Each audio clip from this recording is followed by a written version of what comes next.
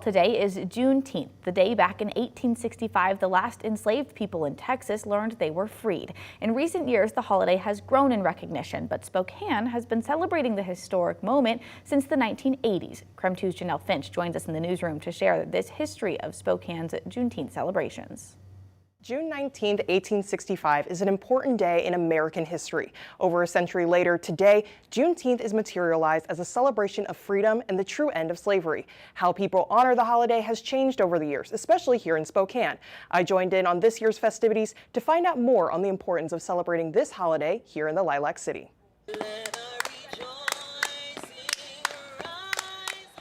Black-owned businesses and organizations filled the Martin Luther King Jr. Community Center for Spokane's annual Juneteenth celebrations. This is the 11th year the Inland Northwest Juneteenth Coalition organized the weekend celebration of culture. People say providing space for these events is important for Spokane, a city where the African-American population is 2.4%, according to the U.S. Census. Growing up in this area, living in the Spokane area, a lot of times you don't get to see black faces every day, black community coming together and fellowship.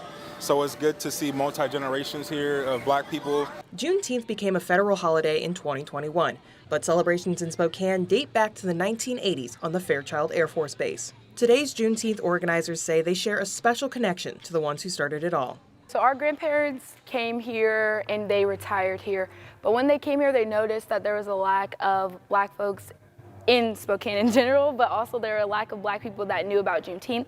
So Amari's grandmother, Peggy Trout, had this idea to start a celebration on the base, and then she joined a collaboration with my grandparents, Chester and Cecilia Carruthers, and they started this event. Which means for Jada Richardson and Amari Trout, modern-day Juneteenth celebrations keep their grandparents' legacy in Spokane alive. Taking what they implemented and building on that and trying to make sure that the purpose behind everything stays the same. And Richardson and Trout say that purpose is making room to honor black culture, even if the demographics of an area don't reflect those being recognized. It's a time for us to get together and celebrate like camaraderie, freedom, and liberation, but also like working together to make sure that our community stays put together and is continuing to be built.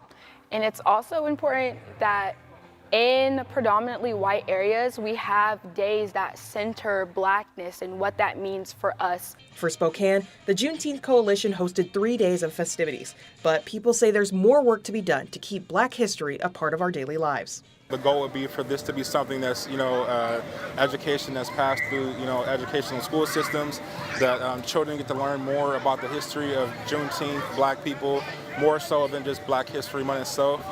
In addition to the resource fair, the Inland Northwest Juneteenth Coalition also hosted the Pillar Awards, which honors African-American community influencers, and a worship and prayer service in the park. In the newsroom, Janelle Finch, KREM 2 News.